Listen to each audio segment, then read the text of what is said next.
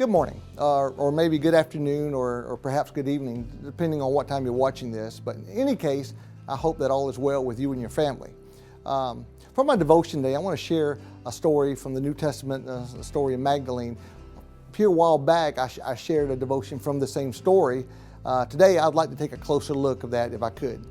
So, on the morning of the resurrection, Mary Magdalene went to the tomb where Jesus had been buried to complete the traditional burial customs.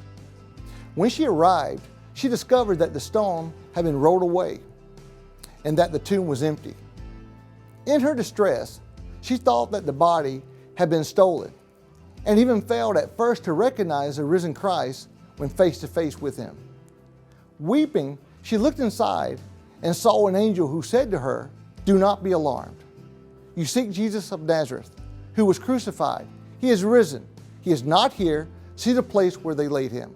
Watching Jesus die on the cross on Friday and then finding the tomb empty a few days later that Sunday was a dark time for the disciples, or so they thought. They did not understand at the time that finding the tomb empty was, in fact, good news. It was, in fact, the greatest news ever. Jesus had conquered sin and death, and because of this, they found hope.